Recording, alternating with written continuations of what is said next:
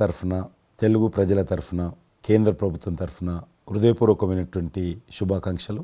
ఎందుకంటే తెలుగు సినీ పరిశ్రమలో అక్కినేని నాగేశ్వరరావు గారి తర్వాత మీరు పద్మవిభూషణ్ తీసుకోవడము మాకందరికీ గర్వకారణం. మీ యొక్క 45 ఏళ్ల సినీ జీవితంలో పునాది రాళ్ళు వేసుకుంటూ స్వయం కృషితో ఈరోజు ఎదుగుతూ వస్తున్నారు. ఎంతో కష్టపడి మీరు ఈ స్థాయికి చేరుకున్నటువంటి మీకు ఈరోజు కేంద్ర ప్రభుత్వం పద్మవిభూషణ్తో సన్మానించడము నిజంగా ప్రతి తెలుగు బిడ్డ గర్వపడాల్సినటువంటి అంశమని నేను భావిస్తా ఉన్నాను. Thank you so much. Padma Vibhushan వచ్చిన ఈ సందర్భంలో మీరు అభినందించడానికి నా స్నేహితుడిగా, చిరకాల మిత్రుడిగా మీరు రావటం అన్నది నాకు చాలా చాలా సంతోషం, మిక్కిలి ఆనందంగా ఉంది. అండ్ మీ ప్రేమని, మీ అభిమానాన్ని ఆస్వాదిస్తున్నాను. Thank you so much. ఢిల్లీలో రాష్ట్రపతి చేతుల మీదుగా తీసుకుంటున్నారు కాబట్టి మేము దానికంటే ముందే మిమ్మల్ని కలవాలి, అభినందించాలనేటువంటి ఆలోచనతో ఈరోజు మీ దగ్గరికి రావడం జరిగింది. మోస్ట్ వెల్కమ్ అండి. దక్షిణ భారతదేశంలో రజనీకాంత్ గారు కానీ మీరు కానీ ఒక మంచి నైతిక విలువలతో కూడినటువంటి నటులుగా మంచి పేరు తెచ్చుకున్నారు. అంతేకాకుండా మన తెలుగు ఇండస్ట్రీస్కి వచ్చినప్పుడు తెలుగు ఇండస్ట్రీలో అప్పుడప్పుడు అనేక రకాల సమస్యలు వస్తుంటాయి, క్రైసిస్ వస్తూ ఉన్నప్పుడు ప్రభుత్వంతో కానీ మీ నటుల మధ్యలో కానీ సినిమా ఇండస్ట్రీ మధ్యలో కానీ వచ్చినప్పుడు సీనియర్ నటుడిగా, మెగాస్టార్గా అందరినీ సమన్వయపరుస్తూ మరి ముందుకు తీసుకెళ్ళేటువంటి వారు. అలాంటి మీరు ఈరోజు మరి పద్మవిభూషణ్ రావడం అనేటువంటిది మరి అందరం సంతోషించాల్సిన అంశం అని నేను భావిస్తాను. ఈ ఇండస్ట్రీ లేకపోతే మేము లేవండి. మా చదివిన చదువుకు కానీ, మన బ్యాక్గ్రౌండ్కి కానీ ఏదో ఒక మారుమూల ఉద్యోగం చూసుకుంటూ ఉండాల్సిన వాళ్ళు ఈ రోజున ఇంత సెలబ్రిటీ స్టేటస్ కానీ ప్రపంచవ్యాప్తంగా ఎక్కడ మన వాళ్ళు ఉన్నా సరే అక్కడ గుర్తింపు కానివ్వండి, ఇవన్నీ రావటం అంటే కనుక కళామ తల్లి, ఆ సినిమా ఇండస్ట్రీ నాకు పెట్టిన భిక్షగా నేను ఫీల్ అవుతుంటాను. ఆ ఇండస్ట్రీ లేకపోతే ఏం లేదు. అందుకని ఇలాంటి ఇండస్ట్రీకి ప్రత్యుపకారంగా నేను ఏం చేయాలి, నాకు ఇంత స్థానం ఇచ్చిన ఇండస్ట్రీకి తిరిగి నేను ఏం ఇవ్వగలను అనేటటువంటి ఒక గ్రాటిట్యూడ్ నుంచి మొదలైంది. క్రైసిస్ వచ్చినప్పుడు నేనేదో నా భుజం కాయాలి, నా వంతు సహాయం చేయాలి అనే ఆలోచన. ఒక ఇంటికి పెద్ద బిడ్డగా, పెద్ద కొడుకుగా ఆ ఇంటి కుటుంబ బాధ్యతలకి తన వంతు సహాయం ఎలా చేస్తాడో అలాగే నిర్వర్తించాలని ఉంటుంది. కానీ ప్రతిదానికి పెద్ద నేను అనేటువంటి బేషిజానికి మాత్రం పోవాలని కారణం ఒకటి అనుకుంటే మీరంటే అందరు యాక్సెప్టబిలిటీ ఉంటుంది. అది కూడా ఆ యాక్సెప్టబిలిటీ చిన్నవాళ్ళు కానీ పెద్దవాళ్ళు కానీ ఈ రంగం కానీ ఆ రంగం కానీ మీరు ఏదైనా ఒక మాట చెప్తే దాని మీద మీరు నిలబడతారు, మిగతా వాళ్ళు కూడా మీ మాట గౌరవం ఇస్తారు. అది కారణం నేను అనుకుంటాను. సినిమా రంగం నుంచి రాజకీయాలకు వచ్చి కూడా రాజకీయాలలో మీకంటూ ఒక ప్రత్యేక స్థానాన్ని సంపాదించుకున్నారు. మీరు కొత్త ఒరవడి రాజకీయాల్లో కూడా తీసుకురావడం, మీరు చేపట్టినటువంటి ప్రచార కార్యక్రమం కానీ మీకు వస్తున్నటువంటి స్పందన కానీ అద్భుతంగా. మేమందరం ప్రతి కార్యక్రమాన్ని వేరే ప్రత్యామ్నాయ పార్టీలో ఉన్నప్పుడు కూడా మీ రాకను మేము గమనించే వాళ్ళము. మీరు చేస్తున్నటువంటి ప్రచారము, కొత్త ఒరవడి మీరు అద్భుతంగా చేశారు. ప్రాంతాలకు అతీతంగా మీకు స్పందన లభించింది, చాలామంది గెలిచొచ్చారు. ఒక ఆర్టిస్ట్గా నేను మంచి స్థితిలో ఉన్నప్పుడు రాజకీయాల్లోకి వెళ్ళాల్సినటువంటి ఒక పరిస్థితులు నెలకొన్నాయి. ఆ సమయంలో నేను ప్రజలకి ఏదో చెయ్యాలనే తప్పనే ప్రధానం తప్ప ఎలాంటి పొజిషన్స్ ఏమిటి దీని మీద నాకు దృష్టి లేదు. ఎందుకంటే అన్నిటికీ మించినటువంటి ఉన్నతమైన స్థానాన్ని వాళ్ళ మనసులో వాళ్ళు ఇచ్చిన తర్వాత దానికి మించి నాకు ఏది కావాలి కోరిక లేదు నాకు. అయితే ఏదో చిన్న ఎత్తున మనకి తెలిసి మనకు అందుబాటులో ఉన్నటువంటి చారిటబుల్ ట్రస్ట్ ఇవి పెట్టి చేస్తాను, నేత్రదానం అని, రక్తదానం అని చేస్తున్నాం. కానీ పెద్ద ఎత్తున చేసే అవకాశం భగవంతుడు ఇస్తే కనుక అది చిత్తశుద్ధితోటి నేను మనసావాచ కర్మేణ చెయ్యాలి అని ఆ రకంగా నా కృతజ్ఞత తీర్చుకోవాలని మాత్రం చూపించాలని మాత్రం నాకు ఎప్పుడు ఉంటుండేది. నాకు ఇప్పటికి జ్ఞాపకం ఉంటుంది. ఇది అంతకుముందు ఒకటే ఉండేది, ఇలా పెట్టినప్పుడల్లా ప్రతిసారి మీరే జ్ఞాపకం వస్తారు నాకు. ఎంత కీన్ అబ్జర్వేషన్. రాజకీయంగా ఉన్నప్పుడు మాత్రం నాకు ఎనలేని సంతృప్తి ఎక్కడ లభించిందంటే, ముఖ్యంగా ఇప్పుడు తమరు చేస్తున్నటువంటి శాఖ ఉంది కదా టూరిజం, అది నేను మీకంటే కొంచెం ఒక స్టెప్ ముందుగా దాన్ని నేను అవి నిర్వర్తించినప్పుడు ఆ శాఖలో మంత్రిగా నాకు పొందినటువంటి అనుభూతి కానీ లభించిన సంతృప్తి కానీ అంతా ఇంత కాదు. ఆ రకంగా మాత్రం రాజకీయాలకు వస్తే ఇంత చేయొచ్చా అనేది మాత్రం నాకు సుస్పష్టంగా నాకు అనుభవపూర్వకంగా తెలిసొచ్చింది మంత్రిగా ఉన్నప్పుడు టూరిజానికి. అది అలా అలా వెళ్ళి ఆఖరికి ఒక కల్నరీ ఇన్స్టిట్యూట్ అనేది నాకు అవకాశం తిరుపతిలో నేను వెళ్ళాను. అద్భుతమైనటువంటి ఇన్స్టిట్యూట్ అది. అంటే క్షమించాలి, అది ఇనిషియేట్ చేసి తీసుకురావడం వరకు నేను చేసి ఇంకా నేను ప్లానింగ్ అంతా మీరు ఉన్నప్పుడే జరిగింది. అంతా జరిగింది. రాబట్టడానికి ఎంత కృషి చేశానంటే అంతా ఇంత కాదు, అది మనకు రాకుండా పోయే పరిస్థితులు ఉన్నాయండి. ఆ టైం లోపల ఒక మినిస్టర్నా ఒక సూపర్ స్టార్నా అన్నీ పక్కన పెట్టేసి ఆ ప్లానింగ్ కమిషన్ చైర్మన్ ఉండేవారు మౌంటిగా అహ్లూవాలియా. ఆయన దీన్ని వద్దు, మనకి ఇది వైబుల్ కాదు, ఇది ఫీజిబుల్ కాదు అంటే కనుక కాదని ఆయన గుమ్మందరికి వెళ్ళిపోయి చేతులు కట్టుకుని ఇది ఓకే చేయండి సార్, దీని ఆవశ్యకత అంతా కాదు. ఇండియాలో ఉన్నటువంటి ఎన్ని రకాల స్టేట్స్, ఎన్ని రకాల కల్చర్స్ ఉన్నాయో అన్ని రకాల వంటకాలు ఉండేటటువంటి దేశం మందే. అది నేర్పించే ఒక ఇన్స్టిట్యూషను ఈ రోజున మనకి కావాలి. అదే కల్నరీ ఇన్స్టిట్యూట్. అది మనకు వచ్చింది, దాన్ని మనం నిలబెట్టుకోవాలి. ఇది గొప్ప అవకాశం, ఎంతోమందికి ఉద్యోగం ఇవ్వటమే కాదు మన కల్చర్ని కూడా మనం నిలబెట్టడం అవుతామంటూ ఆయనతో పోరాడి కన్విన్స్ చేసి ఓకే చేసి ఇక్కడ రాష్ట్ర ప్రభుత్వం ఆ రోజున ఉన్నట్టు రాష్ట్ర ప్రభుత్వం ఒప్పించి రేణుగుంటలో 15 ఎకరాల దాకా చేయించి ఇంకా పెట్టేస్తున్నాం, ఇంకా మనం స్టోన్ వేస్తున్నాం ఇక్కడ అని అనుకున్న సమయంలో ఈ రాష్ట్ర విభజన సమయంలో నేను రిజిగ్నేషన్ టెండర్ చేసి వచ్చింది. అయితే ఫైల్స్ సంతకం అన్నీ అయిపోయినాయి.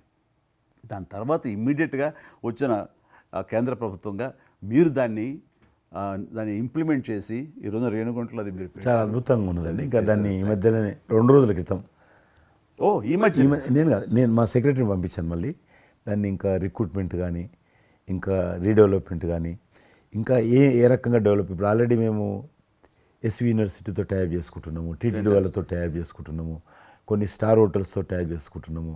ఆ రకంగా ఇంకా మీరు ఏదైతే ఆలోచన ఉండనో మీ ఆలోచన ప్రకారం దాన్ని ముందుకు ముందుకు తీసుకెళ్తాం. మీరు రాజకీయాలు ఉన్నా సినిమా రంగంలో ఉన్నా కూడా కల్మషం లేనటువంటి వ్యక్తి అని నేను భావిస్తాను. ఎవరిని పల్లెత్తు మాట అన్నారు, ఇంట్లో అన్నారు అనుకుంటే బయట అన్నారు అనుకుంటాను. పార్టీ పెట్టినప్పుడు కూడా ఎవరన్నా అక్కడక్కడ రాజకీయంగా అన్నా కానీ మీరు వ్యక్తిగతంగా అందరూ గౌరవిస్తారు ఈరోజు ఏ పార్టీలు ఉన్నప్పుడు కూడా. నేను అది ముందస్తుగా చూసింది మీలో కిషన్ రెడ్డి గారు. మిమ్మల్ని మనస్ఫూర్తిగా చెప్తున్నాను, అసెంబ్లీలోకి నేను అడుగుపెట్టినప్పుడు నేను కొత్తవాడిని. నా వెనకాల ఆల్రెడీ ఒకసారి ఎమ్మెల్యేగా చేసి రెండోసారి ఎమ్మెల్యేగా ఉన్న కిషన్ రెడ్డి గారు నా పక్క సీట్లో ఉండేవారు. ఇటు పక్క ఇంకొకరు జయప్రకాష్ నారాయణ గారు, ఆయన ఇటు పక్క చంద్రబాబు నాయుడు గారు, మరో పక్కేమో వైఎస్ఆర్ అందరూ ఉండేవాళ్ళు. వీళ్ళందరూ మాట్లాడుతుంటే, వీళ్ళందరూ రాజకీయ ఉద్దండులు మాట్లాడుతుంటే అందరిని చూస్తుండేవాడిని. అక్కడ నాకు వచ్చిన షాక్ ఏంటంటే ఫస్ట్ ఒకళ్ళు దుయ్యబెట్టుకుంటూ తిట్టుకుంటూ అసలు దుర్భాషలు ఆడుకుంటూ కొట్లాడుకునే పరిస్థితి వస్తూ ఇక ఫినిష్ అయిపోయింది, ఇక ఒకళ్ళొకళ్ళు మాట్లాడుకోరు, ఇంకా వీళ్ళు దీర్ఘకాల శత్రువులు వీళ్ళు ఇంకా అనే ఫీలింగ్ వచ్చింది. ఇలా ఉంటుందా అనేది. బట్ దానికి విరుద్ధంగా నేను అసెంబ్లీ అయిపోగానే కారులో నడుచుకెళ్తుంటే ఎవరైతే ఇద్దరు తిట్టుకున్నారో ఒకరొకరు దూషించుకున్నారో వాళ్ళు భుజమే చేసుకుని ఏంది భయ్యా నువ్వు అలా అన్నా, నువ్వు అనలేదు భయ్యా, అరే నా నాయకుడు చూస్తున్నాడు అనకపోతే బాగుండదని ఇట్లా అంటుంటే నాకు షాక్ తిన్నాను. చాలా ఆశ్చర్యపోయేవాడిని, ఇదే ఇలా ఉంటుందా.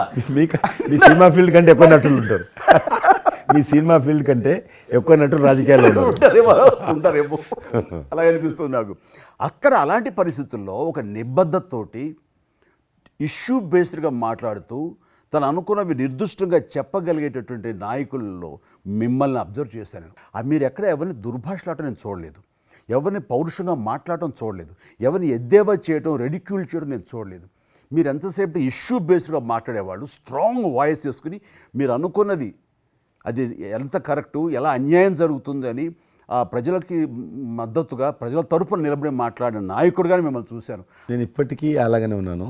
అవును, మా పార్టీలో ఉన్న కొంతమంది కానీ బయట ఉన్నటువంటి వాళ్ళు కానీ కొంత మీడియా విలేకరులు కానీ నువ్వు ఆ రకంగా మెత్తగుంటే లాభం లేదు, ఇప్పుడు రాజకీయాలలో నువ్వు కూడా పరుషంగా మాట్లాడాలి, వ్యక్తులను చాలా గట్టిగా మాట్లాడాలి అంటారు. కానీ నేను అదే అంటాను, నేను ఇప్పుడు మారలేను, నాకు అవసరం కూడా లేదు, నేను ఇలానే ఉంటాను.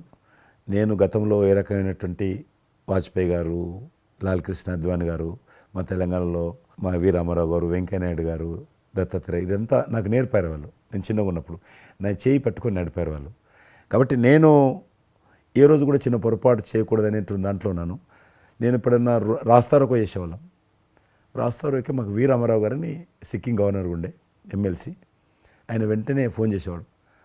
నువ్వు ఎక్కడన్నా పోతున్నప్పుడు ఎవరైనా రాస్తారోకే చేస్తే ఒక 2-3 గంటలు ట్రాఫిక్ జామ్ అయితే నీకెంత బాధ అవుతుంది. కాబట్టి నువ్వు రాజకీయ నాయకుడు అయినంత మాత్రాన రోడ్డు ఆపేసి ప్రజలను ఇబ్బంది పెడితే ప్రజలకు మేలు చేయాలనుకుంటున్నావా, ప్రజలు ఇబ్బంది పెట్టాలనుకుంటున్నావా, ఈ రకంగా ప్రశ్నించేవాడు. నేను ఎవరైనా ముఖ్యమంత్రులది దిష్టిబొమ్మ తగలబెడితే ముఖ్యమంత్రి తగలబెట్టొద్దు, కావాలంటే గవర్నమెంట్ తగలబెట్టు, వ్యక్తి ఆ రకం చిన్న చిన్న విషయాలు నాకు ఫ్యాంటాస్టిక్ సార్. ఈ రోజుల్లో ఎంతమంది ఇలా ఆలోచించే నాయకులు ఉన్నారు, ఎంతమంది స్టేట్స్మెన్లు ఈ రకమైన సలహా ఆ తర్వాత వచ్చే యంగ్ నాయకులకి సలహా ఇచ్చేవాళ్ళు ఉన్నారు. అవన్నీ కరువడిపోతున్నాయి. ఇవన్నీ కూడా చరిత్రలో జరిగేవంట అనే స్థితిలాగా ఉంది మీలాంటి వాళ్ళు లేకపోతే కనుక. ఈరోజు మనము స్వాతంత్రం వచ్చి 75 సంవత్సరాలైంది. ఈ 75 సంవత్సరాల్లో మనం అనేక రకాలుగా అభివృద్ధి చేసుకున్నాము, ప్రాజెక్టులు కట్టుకున్నాము, ముందుకెళ్ళాము, కొంత మెరుగైనటువంటి పరిస్థితి వచ్చింది. కానీ మన తర్వాత వచ్చినటువంటి స్వాతంత్రం వచ్చినటువంటి దేశాలు కూడా డెవలప్డ్ కంట్రీగా ఎమర్జ్ అయినాయి. మనం ఇంకా డెవలపింగ్ కంట్రీ, అభివృద్ధి చెందిన దేశంగా ఎదగలేదు. కానీ దురదృష్టం ఏంటంటే మనకు టార్గెట్ పెట్టుకోలే, ఎప్పటి లోపల మనం లక్ష్యం చేరుకుందాం అనేది ఎక్కడ కూడా పెట్టుకోలేదు. ఇంకో 75 సంవత్సరాల తర్వాత ఇట్లనే ఉన్నాం అనుకో, ఇంకో 75 సంవత్సరాల తర్వాత కూడా వెనక తిరిగి చూస్తే మనం డెవలపింగ్ కంట్రీగా ఎమర్జ్ కాము. అందుకే ఈ మధ్యలో మన కేంద్ర ప్రభుత్వము ఒక టార్గెట్ పెట్టుకుంది. ఇప్పుడు కమింగ్ 25 years ప్రపంచంలో అత్యధికమైనటువంటి యూత్ పాపులేషన్ ఇండియాలో ఉంటుంది. ఎగ్జాక్ట్లీ. కాబట్టి ఈ 25 years అమృతకాలం అంటారు దీన్ని. ఎగ్జాక్ట్లీ. ప్రధానమంత్రి కూడా అప్పుడప్పుడు అంటుంటారు ఇది అమృతకాలము. కాబట్టి ఈ 25 years మన యూత్ కానీ ప్రతి ఒక్క ఫీల్డ్ కానీ మనము ఇప్పుడు సినిమా ఫీల్డ్ అందుకు సినిమా ఫీల్డ్ 2047లో ఏ రకంగా ఉండాలి, ప్రపంచాన్ని ఏ రకంగా డామినేట్ చేయాలి, అగ్రికల్చర్ ఏ రకంగా డామినేట్ చేయాలి, ఇండస్ట్రీ ఏ రకంగా డామినేట్ చేయాలి, ఎన్జిఓస్ ఏ రకంగా పనిచేయాలి, ఆర్థిక వ్యవస్థ ఏ రకంగా ఉండాలి, ఆ రకంగా ఎవరికి వారు 140 కోట్ల మంది మనం అనుకొని 2047 లోపల 100 సంవత్సరాల స్వాతంత్ర పండుగ జరుపుకుంటాము. ఆ రోజుకు మనం అభివృద్ధి చెందిన దేశంగా ఎదగాలి. ఇంకొక మాట అంటారు ప్రధానమంత్రి గారు, అప్పుడు ఏ పార్టీ ఉంటుందో అధికారం మనకు అనవసరం. అప్పుడు ఎర్రకోట నుంచి ఏ ప్రధానమంత్రి ఏ వ్యక్తి జాతీయ పతాకం ఆవిష్కరిస్తారో మనకు సంబంధం లేదు, ఎవరైనా ప్రజలు అనుకుంటారు. కానీ ఆ రోజుకు మన దేశం ప్రపంచంలో డెవలప్డ్ కంట్రీ స్థాయికి ఎదిగి 3, 4, 5 ఉంటే అట్లో మన దేశం ఉండాలి అనేది అని ఈరోజు మనం అందరం ఒక లక్ష్యంగా పెట్టుకొని ముందుకెళ్తే యూత్ ఏదైతే అంటున్నారో మీరు, ఆ యూత్ కూడా మరి వాళ్ళ జీవితం సాఫల్యం చెందినట్టు అవుతుంది. ఇప్పుడు డెవలప్డ్ కంట్రీస్లో మనది ఆర్థికంగా చూసుకుంటే కనుక ఆర్థిక వ్యవస్థగా మనది 5వ కంట్రీగా డెవలప్ అయింది. లార్జెస్ట్ ఎకానమీ ఈ మధ్య కాలంలో, ఈ మధ్య సంవత్సరాల్లో, ఒక దశాబ్ద కాలం లోపల. ఇప్పుడు వచ్చే 5 సంవత్సరాల్లో మనం థర్డ్ ప్లేస్ చేరుతాం. ఇప్పుడు యూకే లాంటి మనల్ని పరిపాలించి మన ఆక్రమించుకొని పరిపాలించినటువంటి బ్రిటన్ కూడా వెనకకి నెట్టేసి 5వ స్థానానికి వచ్చేసి వచ్చేటువంటి 5 సంవత్సరాల్లో ఖచ్చితంగా మనం 3వ స్థానంలోకి లార్జెస్ట్ ఎకానమీ కంట్రీగా మనం ఎమర్జ్ అవుతాం. 100%. అవన్నీ ఇప్పుడు జరుగుతున్నటువంటి ఈ యొక్క డెవలప్మెంట్స్, ఈ ఆర్థిక సంస్కరణలు ఇవన్నీ చూస్తుంటే ఖచ్చితంగా ఆ రోజు ఎంతో దూరం లేదు మీరు చెప్పినట్లుగా. మీ తెలిసి మధ్యలో G20 సమావేశాలు నిర్వహించినప్పుడు నేను మీతోటే మాట్లాడాను. శ్రీనగర్ అంటే ఎట్లా ఉండను పరిస్థితి తెలుసు. ఈ టూరిజం మినిస్ట్రీకి 4 మీటింగ్లు అవుతాయి. ఒక మీటింగ్ అక్కడ పెట్టాలని నిర్ణయించుకున్నప్పుడు ప్రధానమంత్రి అన్నారు, సినిమా ఫీల్డ్ మీద చర్చించండి, ఎందుకంటే సినిమా ఫీల్డ్ ఎక్కువగా షూటింగ్లు చేసేవాళ్ళు. మేము చిన్నగా ఉన్నప్పుడు జమ్మూ కాశ్మీర్ వెళ్ళలేదు ఎవరం కూడా, కానీ దేశంలో ఉన్నటువంటి కోట్లాది మంది కాశ్మీర్ అందాలను చూశారు సినిమాల కారణంగా. ఎవరు పోలేదు అక్కడికి, కానీ చూశారు. కాబట్టి ఆ సినిమా ఫీల్డ్కి సంబంధించినటువంటి సెషన్ పెట్టాలి మీరు అని చెప్పి ప్రధానమంత్రి గారు చెప్పి ఆయన ఆదేశించిన తర్వాత ఈ సినిమా ఫీల్డ్కి సంబంధించి అన్ని దేశాలకు సంబంధించినటువంటి ప్రముఖులందరినీ కూడా ఆహ్వానించాం. అప్పుడు మేము మీటింగ్ పెట్టాలంటే పాకిస్తాన్ అన్ని దేశాలకు లెటర్స్ రాసింది, చైనా లెటర్స్ రాసింది, టెర్రరిస్ట్ ఆర్గనైజేషన్స్ అన్నీ కూడా హెచ్చరించాయి. జమ్మూ కాశ్మీర్కి వస్తే, Kashmir is a disputed place అది, కాబట్టి ఎవరు రావద్దు, వస్తే మాత్రము ఏమైనా అవుతే మాకు సంబంధం లేదని పాకిస్తాన్ కూడా అందరూ హెచ్చరించారు. బట్ ప్రైమ్ మినిస్టర్ చెప్పాడు, ఎట్టి పరిస్థితుల్లో మీటింగ్ పెట్టి తీరాలి, నువ్వు నాకు అనవసరం, నీకేం కావాలో నేను అన్ని ఏర్పాటు చేస్తాను. ఆ తర్వాత నేను మీతో మాట్లాడి ఆ రోజు అప్పుడే కాశ్మీరు అనగానే మీరు కాశ్మీరు లోయల్లో కన్యాకుమారి ఇలాంటి సాంగ్స్ ఎన్నో మాకు గుర్తుకొచ్చినాయి. అలాంటిది మళ్ళీ మీరు మీ పార్టిసిపేషను ఉంటే బాగుంటుంది అనుకున్నప్పుడు ఆ టైంలో నేను రాలేని పరిస్థితిలో రామ్ చరణ్ వస్తే బాగుంటుంది, అతను RRR సినిమా ఆస్కార్ అవార్డు తోటి తను మంచి ఆస్కార్ అవార్డు వచ్చింది, బాగుంటుంది ప్రధానమంత్రి గారు చెప్పాను. అప్పుడు అందరూ ఫారినర్స్ డెలిగేట్స్ అందరూ కూడా ఏ సినిమా సాంగ్ అది నాటు సినిమా డాన్స్ చేశారు అక్కడ, డాన్స్ చేశారు. ఎవరు మన కొరియన్ మినిస్టర్, అలాగే ఇంకొక జర్మన్ అంబాసిడర్స్ చాలా మంది కింద మీరు చూసింది కొద్దిమందిని కింద చాలా మంది చేశారు పాట పెట్టి చేసినప్పుడు. సో ఇప్పుడు మీకు మనవి చేస్తున్నాను, లాస్ట్ 2023లో ఇప్పుడు ఆ ఆర్టికల్ 370 తెలిగించిన తర్వాత 23 కానీ 22 కానీ ఆల్మోస్ట్ మోర్ దెన్ 300 పిక్చర్స్ అవి మరి ఓటీటీ సినిమాలు కావచ్చు, టీవీ సీరియల్స్ కావచ్చు, మన సినిమాలు కావచ్చు, కొన్ని బయట దేశాలకు సంబంధించినటువంటి సినిమాలు కూడా ఆల్మోస్ట్ 300 పిక్చర్స్ షూటింగ్ జరిగాయి అక్కడ లాస్ట్ 2 ఇయర్స్లో. మళ్ళీ తిరిగి మీ ప్రభావంతో ఆయన నరేంద్ర మోడీ గారి చొరవతోటి ఇలాగా G20 కల్చర్ ముఖ్యంగా టూరిజం సంబంధించి సినిమాలను ఎంకరేజ్ చేస్తూ మీరు తీసుకున్న చొరవ, అందులో రామ్ చరణ్కి మీరు ఇచ్చేటువంటి ప్రాధాన్యత ఇవన్నీ కలిపినప్పుడు ఫస్ట్ నా వైఫ్ తన ఫ్రెండ్స్ తోటి ఎక్కడికి వెళదాం ఈ హాలిడే అంటే వాళ్ళ ఫ్రెండ్స్ అందరూ కలిపి కాశ్మీర్కి వెళ్ళారు. అన్నిటికీ మించి మన భారత జాతీయ జెండా ఆడుతున్నది. మీకు తెలుసలేదు, మా పార్టీ తరఫున మాకు మురళీ మనోహర్ జోషి గారు ఉండేవారు, పార్టీ అధ్యక్షుడు అద్వానీ గారి తర్వాత. ఆయన కన్యాకుమారి నుంచి కాశ్మీర్ వరకు యాత్ర తీశాం మేము. ఏంటో తెలుసా డిమాండ్, అక్కడ శ్రీనగర్లో జాతీయ పతాకం ఎగరడం, దానికోసం ఉద్యమం చూడండి, ఒక జెండా ఎగరడం కోసం. ఆడికి మిలిటరీ మధ్యలో పోలీస్ ఫైరింగ్ల మధ్యలో ఒక జెండా, మేము జమ్మూ కాశ్మీర్ కానీ ఆపేశారు మమ్మల్ని. అక్కడ నుంచి మిలిటరీ విమానంలో తీసుకుపోయి ఆయన ఒక్కరిని అక్కడ జెండా ఎగిరినట్టు చేసి మనం తీసుకొచ్చారు. దల్ లేక్ అని ఉంది అక్కడ, ఉన్నది కదా. మొన్న 15th ఆగస్ట్, ఇంతకుముందు 15th ఆగస్ట్ ఏదైతే మనము 70 సంవత్సరాల పండుగ జరుపుకున్నాము, 50,000 మంది అమ్మాయిలు అబ్బాయిలు స్కూల్ పిల్లలు అందరూ చేతులలో 3 రంగుల పతాకాలు పట్టుకొని దల్ లేక్ చుట్టూ ఊరేగింపు చేశారు. అది మార్పు. ఇంకొకటి నాకు సంతోషం ఏంటంటే, మీరు రాజకీయాలకు రాకముందే మీకంటూ ఒక ప్రత్యేక స్థానం సర్వీస్ యాక్టివిటీలో చిరంజీవి చారిటబుల్ ట్రస్ట్ చాలా పెద్ద ఎత్తున చేయడం అనేటువంటిది నిజంగా అది చాలామందికి ఆదర్శమైంది. మిమ్మల్ని చూసిన తర్వాత చిరంజీవి గారు పెట్టిన అంత పెద్ద నటు పెట్టినప్పుడు మనం చేయకూడదని వాళ్ళ స్థాయిలో పెట్టినటువంటి చాలా సంస్థలు మీ నుంచి స్ఫూర్తి తీసుకొని పెట్టారనేది నాకు తెలిసిన వాళ్ళు కూడా చాలామంది చెప్పారు. కాబట్టి అది గొప్ప విషయం. మీకు ఎందుకు వచ్చిన ఐడియా? అది ఏదైనా సరే ముందు మన మనసులో తిరిగి ప్రత్యుపకారంగా ఏదైనా చెయ్యాలి అనే భావం ఒకటి ఉంటేనండి అవకాశాలు ఎదురుగా ఉంటాయండి మన ఎదురుగా. అలా చూసేటప్పుడు ఆ టైంలో రక్తం దొరకక చనిపోయే వాళ్ళు చాలామంది ఉన్నారు. అది గర్భస్రావంతో, డెలివరీ సమయంలో, యాక్సిడెంట్ సమయంలో కొంతమంది క్షతగాతులు, అట్లాగా లుకేమియా కానివ్వండి, క్యాన్సర్ కానివ్వండి, ఇలాంటివి తలసేమియా కానివ్వండి, ఇలాంటి చాలామంది ఉన్నారు. ఇంతమంది జనాభా ఉన్న ఈ దేశంలో రక్తం ఇచ్చేవాళ్ళు లేకుండా పోయారు. ఎందుకంటే రక్తం అనేది ల్యాబుల్లో తయారు చేసేది కాదు, ఒక మనిషి మరొక మనిషికి దానం ఇస్తేనే జరిగేది. సో ఆ మాత్రం లేదు, ప్రత్యామ్నాయం లేదు. సో ఇది కేవలం మంచి మనసుతోటి ఉండేవాళ్ళు ఇచ్చేదే.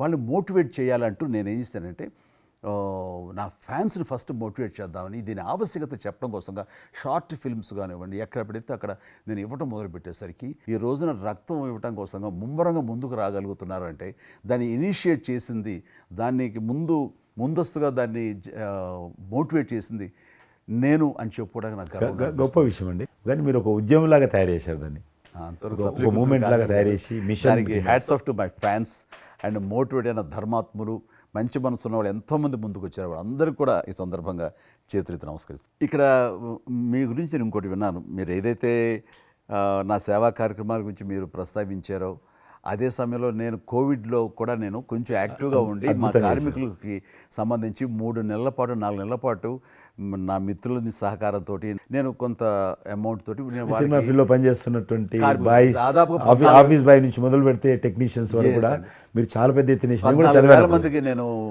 గ్రాసరీస్ ఇవ్వగలిగాను వాళ్ళకి బయటికి రాని పరిస్థితిలో. బట్ అదే పరిస్థితిలో మీరు దేశవ్యాప్తంగా మీరు ముఖ్యం ఇక్కడ మన రాష్ట్రానికి సంబంధించి తెలంగాణలో మీరు ఫ్రంట్ లైన్లో ఉండి ప్రతి వాళ్ళని పరామర్శిస్తూ, ప్రతి హాస్పిటల్కి వెళుతూ ఎవరైతే ఆ రోజున ఫ్రంట్ లైన్ హీరోస్ ఉన్నారో వాళ్ళందరినీ పరామర్శిస్తూ మీరు అద్భుతంగా పెద్ద ఎత్తున చేశారు. అదే కాకుండా మన ఇండియా లెవెల్లో మీరు corona command control room, corona command control room మీకు మీ ఆధ్వర్యంలో జరిగింది. అప్పుడు మీరు చేసిన సేవల గురించి దేశం ప్రస్తావించారు. అంటే అప్పుడు నోడల్ మినిస్ట్రీ హోమ్ మినిస్ట్రీ ఉండింది. ఏమైనా డైరెక్షన్స్ దేశానికి ఇవ్వాలన్నా, రాష్ట్ర ప్రభుత్వాలకు ఇవ్వాలన్నా, లాక్డౌన్ ఎక్కడ పెట్టాలి, ఎక్కడ పెట్టకూడదు, ఎప్పుడు పెట్టాలా, లాక్డౌన్లో ఏ స్థాయికి వెళ్ళాలా, అన్నీ కూడా హోమ్ మినిస్ట్రీ ఇచ్చేది. నేను అప్పుడు హోమ్ మినిస్ట్రీలో ఉన్నాను. ప్రజలకు రోజువారీ అవసరమైనటువంటి 24 మినిస్ట్రీస్, 3 జాయింట్ సెక్రటరీస్ ఒక్కొక్క మినిస్ట్రీ నుంచి 8 గంటల చొప్పున హోల్ నైట్ టు డే 24/7 ఆ బ్యాచ్ కరోనా కంట్రోల్ రూమ్లో కూర్చోవాలి. ఆ రకం కూర్చున్నప్పుడు దానికి యాజ్ ఎ మినిస్టర్గా నన్ను ఇన్ఛార్జ్ పెట్టారు ప్రధానమంత్రి గారు, అమిత్ షా గారు.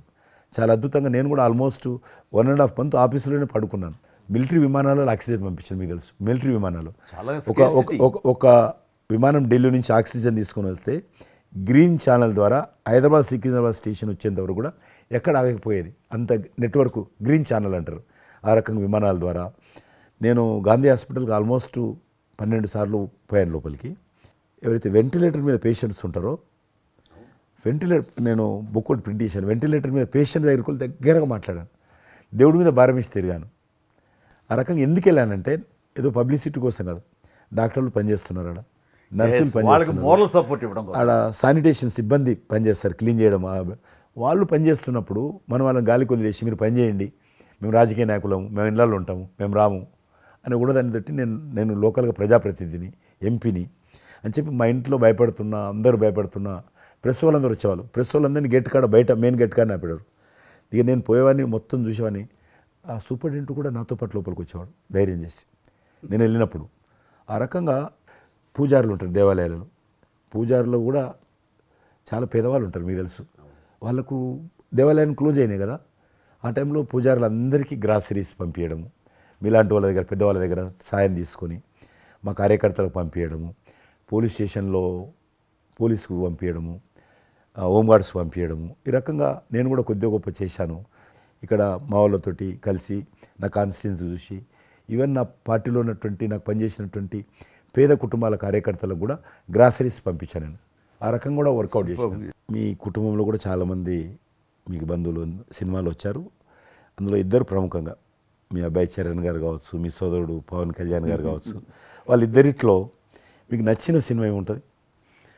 పవన్ కళ్యాణ్ సినిమాల్లో నాకు తొలి ప్రేమ ఒకటి చాలా ఇష్టం, బద్రీ ఇష్టం, అలాగే జల్సా అనే ఇంకో సినిమా, అత్తారింటికి దారేదైతే చాలా నేను చూశాను అది. అవి తను చేసినవి సినిమాలైనా అన్నీ కూడాను అద్భుతమైన సినిమాలే, 1-2 తప్ప. అండ్ చరణ్ రెండో సినిమా మగధీర నభూత నా భవిష్యత్. మీరు అసెంబ్లీలో నాకు వచ్చి చెప్పారు, ఏది మగధీర రిలీజ్ అయిన రోజు ఉన్నారు మీరు, జ్ఞాపకం ఉందో లేదో మీకు? కరెక్టే కదా, మీరు షేర్ చేశారు. చాలా బాగా నడుస్తుంది మా అబ్బాయిది, మంచి అదే టైం సార్ మీరు అసెంబ్లీలో కూడా చెప్పారు మాకు, మామూలుగా మాట్లాడుతున్నప్పుడు మగధీర చాలా అద్భుతంగా వచ్చింది, చిరంజీవి అని మీరు ఎంత సంతోషపడిపోయారో. మీకు రాజకీయంగా మీ తదనంతరం లేదా మీతో పాటు మీ బంధుగణంలో కానీ, మీ బంధువులో కానీ, మీరు ఎంకరేజ్ చేసే మీ శిష్య వర్గంలో కానీ ఎవరైనా ఉన్నారా? అంటే నేను మా కుటుంబం నుంచి ఎవరిని ప్రోత్సహించలేను. ఎవరన్నా ఇష్టం ఉంటే వాళ్ళు రావాలి ఫ్యూచర్లో, నేను ప్రోత్సహించలే ఎవరిని కూడా.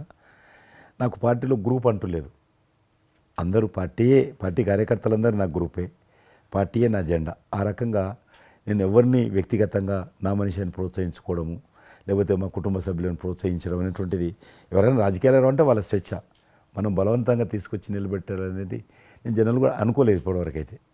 ఈ ఫ్యూచర్ ఏమైతే చెప్పలేను ఇప్పటికైతే. మీరు ఒక గ్రూపు, నా కార్యకర్తలు నా గ్రూప్ అని మీరు అంటే నాకు ఒక విజువల్, ఒక ఫోటోగ్రాఫ్ గుర్తుకొస్తుంది. మీరు వైట్ హౌస్ ముందు మీరు కొంతమంది కార్యకర్తలు అలా ఉన్నారు, కానీ వాళ్ళు నిశ్చితంగా చూస్తే నరేంద్ర మోడీ గారు ఉన్నారు ఆ టైంలో కూడా.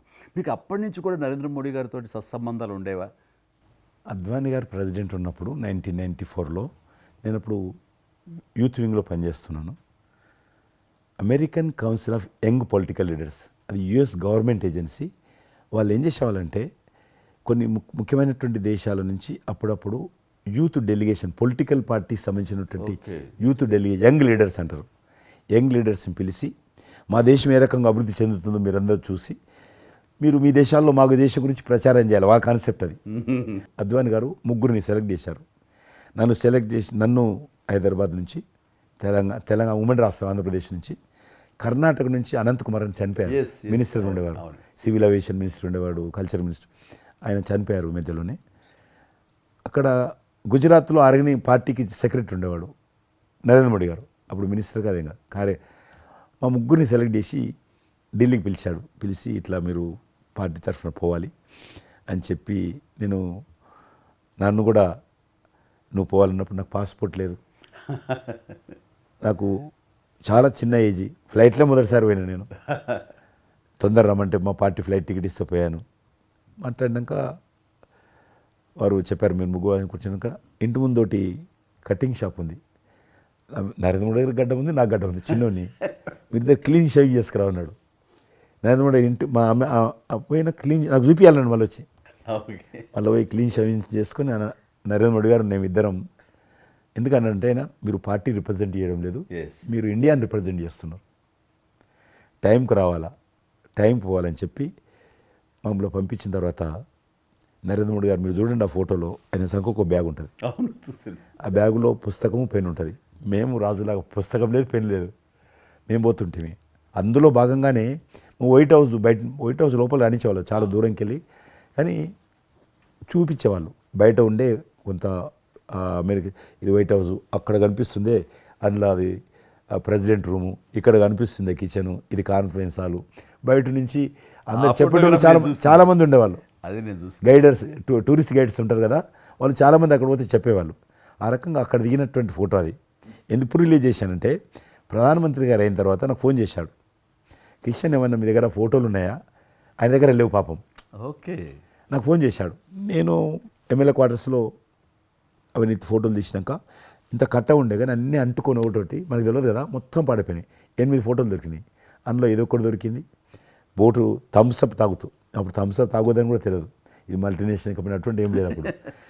బోట్ నడిపిస్తున్న ఫోటో ఇవన్నీ కూడా కొన్ని దొరికితే పంపించాను.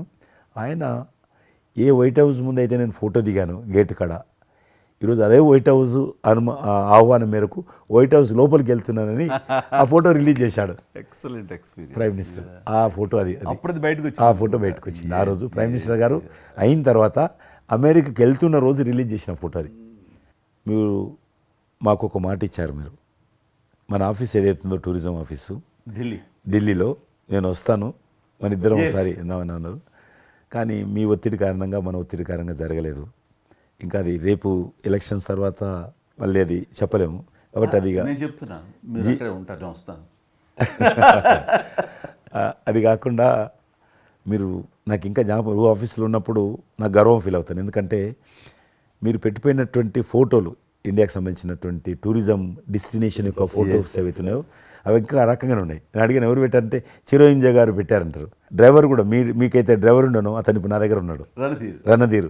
మీకు చెప్తుంటారు, సార్ మై చిరంజీవి సాబ్ కभी మై సాబ్ డ్రైవర్ మై చలాయితా ఉనకా గాడి ఢిల్లీ మే అది ఆప్కు మే చలా రూమ్ సాప్ అంటాడు. ఇంకా ఉన్నాడు పాపం. చాలా సీనియర్ అండి అతను, చాలా మంచోడు. మన ఉమ్మడి ఆంధ్రప్రదేశ్ ఉన్నప్పుడు మనం ఇండియాలోనే మనమే ఆరోగ్యశ్రీని ప్రారంభించామన్నది నాకు తెలిసినటువంటి వాస్తవం.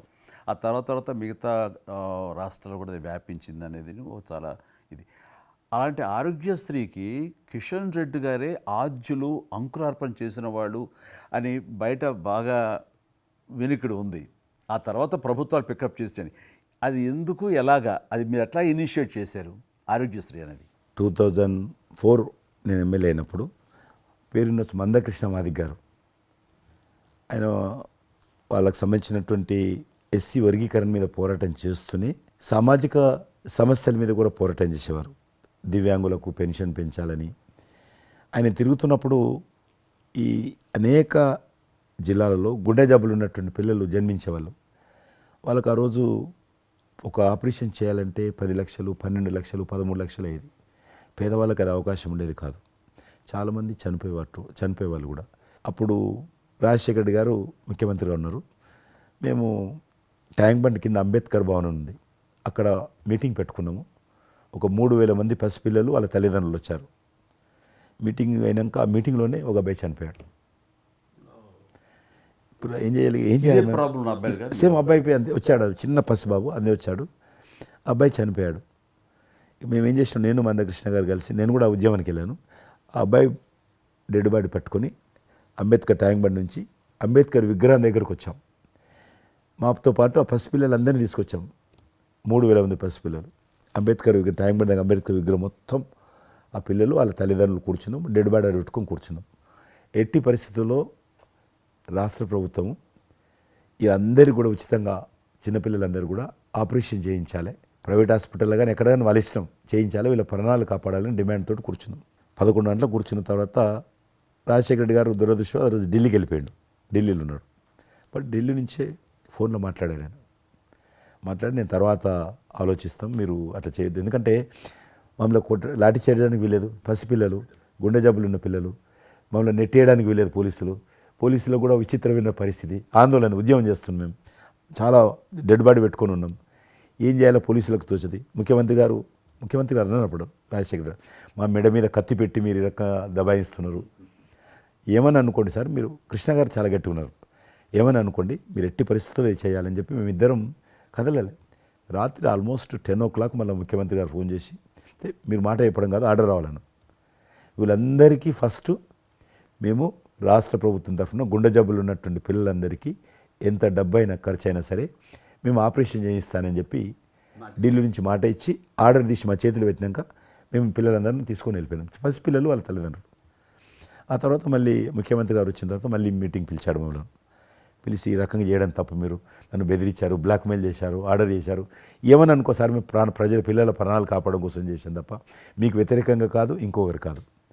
అందులో బాబు చనిపోయాడు. తర్వాత ముఖ్యమంత్రి ఆలోచన చేసి డాక్టర్లను పిలిచి ఎట్లా చేద్దాము, అప్పుడు సర్వే చేయించాడు. వాళ్ళు గ్రామ పంచాయతీలో సర్వే చేస్తే 2 లక్షల మంది పిల్లలు ఉన్నారు ఒక్క ఆంధ్రప్రదేశ్లోనే. ఉభయ రాష్ట్రాల్లో గుండెకు జబ్బు హోల్ ఉండి పుట్టినటువంటి వాళ్ళు 2 లక్షల మంది పిల్లలు ఉన్నారు.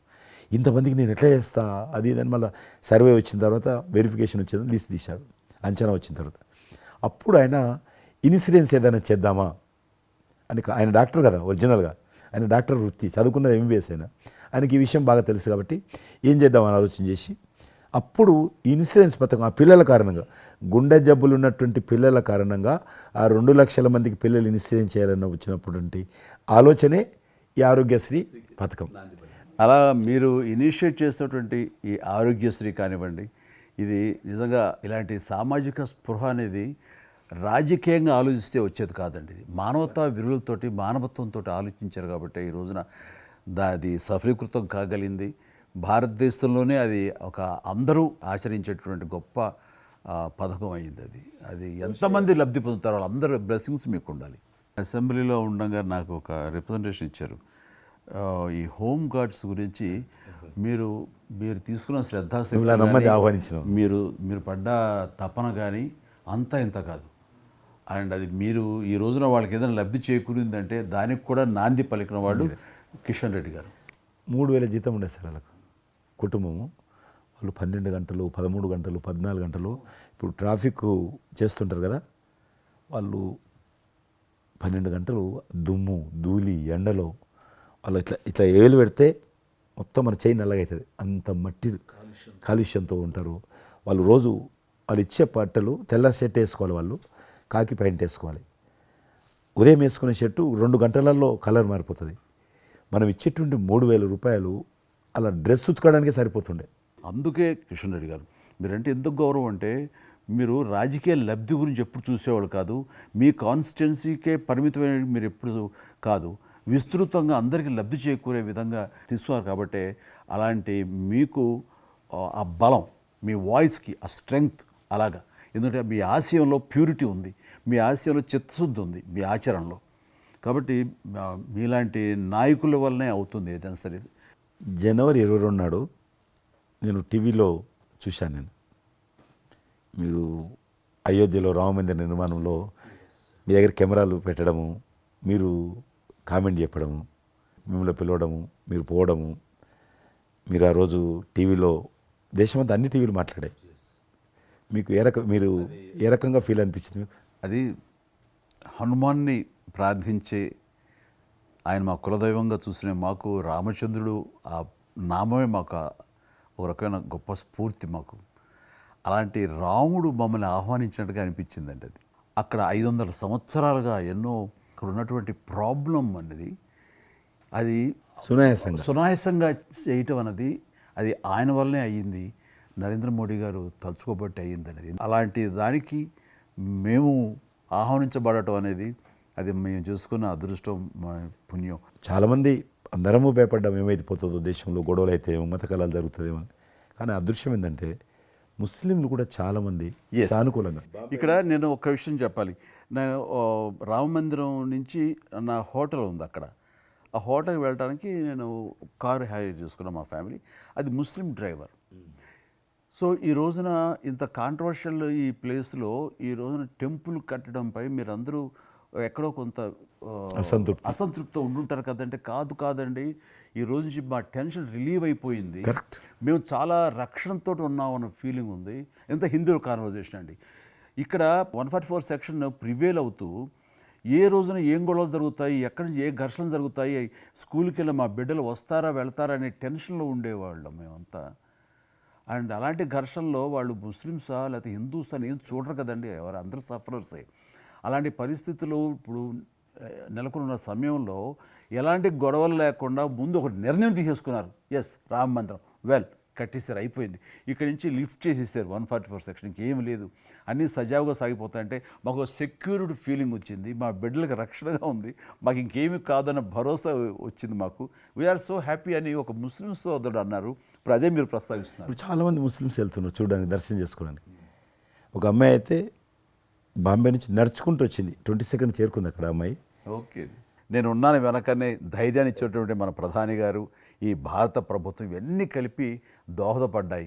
అందుకని ఆయన ఒక మాట అన్నారు అయోధ్య టైంలో, మొన్నటిదాకా టెంట్లో రాముని చూసాం, ఇంకా రావుడికి ఆ పరిస్థితి లేదు, ఆయన ఒక పర్మనెంట్ స్ట్రక్చర్లో ఉంటాడు అని అన్నప్పుడు అందరూ మంచి రెస్పాన్స్ ఇచ్చారు, బాగా రెస్పాండ్ అయ్యారు.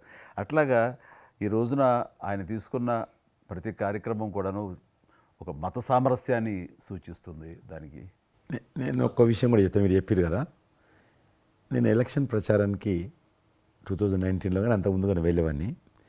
డిఫరెంట్ రీజన్స్ మా పార్టీకి సంబంధించి కావచ్చు, ఇతరత్ర కావచ్చు. మేము వెళ్తున్నప్పుడు ముస్లిం సమాజాన్ని బస్తీలు కూడా వస్తాయి కొన్ని, మేము ఎంత మైకులు పెట్టుకొని డ్రమ్ కొట్టుకుంటూ పోయినా కూడా ఒక్కరు కూడా బయటకు వచ్చేవాళ్ళు కాదు. ఇప్పుడు పరిస్థితి త్రిపుల్ తలాక్ అని ఒకటి ఉండేది, అది ముస్లింలో ఒక సాంప్రదాయం. అది ఏదైనా భర్త కోపం వచ్చినా 3 సార్లు తలాక్ అంటే ఆడబిడ్డ ఇంటి నుంచి వెళ్ళిపోవాలి. 3 సార్లు అంటే తలాక్ అంటే వెళ్ళిపోవాలి. అయితే దాన్ని మోడీ గారు త్రిపుల్ తలాక్ సిస్టాన్ని చట్టం చేసి ఇది చేయడానికి వీల్లేదు, ముస్లిం మహిళలకు కూడా హక్కులు ఉంటాయి అని చెప్పి ఆయన చేశాడు. అప్పుడు కూడా చాలామంది భయపెట్టించారు, మత కళాలు జరుగుతాయి, అట్లా వేయొద్దు, నువ్వు ముస్లిం పర్సనల్ విషయాల్లో మీరు జోక్యం చేసుకుంటున్నారంటే ఆయన చాలా వివరంగా చెప్పాడు. ఈరోజు నువ్వు ఒక భర్తగా నీ భార్యకు తలాక్ అని ఇచ్చేసి పంపించేస్తున్నావు, రేపు నువ్వు తండ్రి అవుతావు, తండ్రి అయిన తర్వాత కూడా మీ అల్లుడు నీ కూతురుకు తాగని విడాకులు ఇచ్చి పంపిస్తే అప్పుడు నువ్వు ఎంత బాధపడతావు? కాబట్టి ఏ తండ్రి అయినా సరే అట్లా ఉంటుంది. కాబట్టి ఇది ఈ రకమైనటువంటి ఉండకూడదని చెప్పి ఆయన త్రిపుల్ తలాక్ రద్దు చేస్తే, నేను ప్రచారానికి వెళ్తున్నప్పుడు అంతకుముందు బయటకు వచ్చేవాళ్ళు కాదు. ఉదాహరణకు నేను ఇట్లా పోతున్నాను అనుకోని, రోడ్డు రథం మీద నేను పోతుంటే ఇటు సైడ్ నుంచి ఒక ముస్లిం అలా భార్యను కూర్చొని పెట్టుకొని మోటార్ సైకిల్ మీద నడుపుకుంటూ వచ్చేవాడు. ఇప్పుడు ఏం చేస్తున్నంటే భర్తకు చూడకుండా వెనుకున్నటువంటి భార్య పరద లేపి ఇట్లా నాకు ఊపుతున్నది. ఇది నేనే సాక్ష్యం, అంత మార్పు వచ్చింది. కర్టన్స్ ఓపెన్ చేసి బస్తీలలో ఇండ్ల ముందుకు వెళ్తుంటే ముస్లిం ఆడబిడ్డలు వచ్చి, మాతృమూర్తులు వచ్చి, తల్లులు వచ్చి చేతులు ఊపుతున్నారంటే నిజంగా సంతోషం. అంటే ఆడబిడ్డలో 10 కోట్ల మంది ముస్లిం ఆడబిడ్డలు ఉంటారు దేశంలో, కానీ అది రావడంతో వాళ్ళకు ధైర్యం వచ్చింది, వ్యతిరేకత లేకుండా ఏ ప్రొటెస్ట్ లేదు. అదే ఫస్ట్ ఆఫ్ ఆల్ విజయం. కాబట్టి ఈరోజు ఆ రకంగా మీరు చెప్పిన దాన్ని బట్టి వాతావరణం మార్పు వచ్చింది. ఈరోజు మత కళాలు లేవు, కర్ఫ్యూలు లేవు. హైదరాబాద్లో ఎన్ని గొడవలు జరుగుతుండే, ఒక్క గొడవ లేదు అక్కడ. బాంబేలో, యూపీలో ఎక్కడ చూసినా మత కళాలు ఉండేది. ఈరోజు ఆల్మోస్ట్ 98% కమ్యూనల్ క్లాసెస్ అయిపోయినాయి. ఎక్కడ కూడా కర్ఫ్యూ అనలేదు. దేశంలో ఎక్కడో దగ్గర కొన్ని నగరాలలో కర్ఫ్యూ ఉంటుండేది, కొన్ని నగరాల్లో మత కళాలు జరుగుతుండేది. ఎక్కడో ఒక దగ్గర యూపీలోను, మధ్యప్రదేశ్లోను, మహారాష్ట్రను, ఇప్పుడు బీహార్లోను ఎక్కడ వింటలేదు, ఎక్కడ లేదు. ఈవెన్ జమ్మూ కాశ్మీర్ లాంటి రాష్ట్రంలో కూడా 144 సెక్షన్ లేనటువంటి పరిస్థితి ఉన్నది. మీరు వేయించాలంటే అద్భుతంగా ఉన్నమాట. అది నరేంద్ర మోడీ గారు చాలా విజనరీగా ఆ రకంగా చేశారు. చాలా సంతోషం కృష్ణరెడ్డి గారు, మీరు నన్ను అభినందించడానికి అవార్డు తీసుకుంటున్న సమయంలో ఆ పురస్కరించుకుని మీరు వచ్చినందుకు, నన్ను అభినందించినందుకు ధన్యవాదాలు తెలియజేస్తూ, మీతో ఇంతసేపు సంభాషించడంలో ఎన్నెన్నో విషయాలు తెలుసుకున్నాను, నాకు అనుభవపూర్వకంగా తెలిసినవి మీతో పంచుకున్నాను. అండ్ మీలాంటి నాయకులు రావాలి, ఉండాలి, మరి ఎంతోమందికి ఇన్స్పిరేషన్గా ఉండాలి.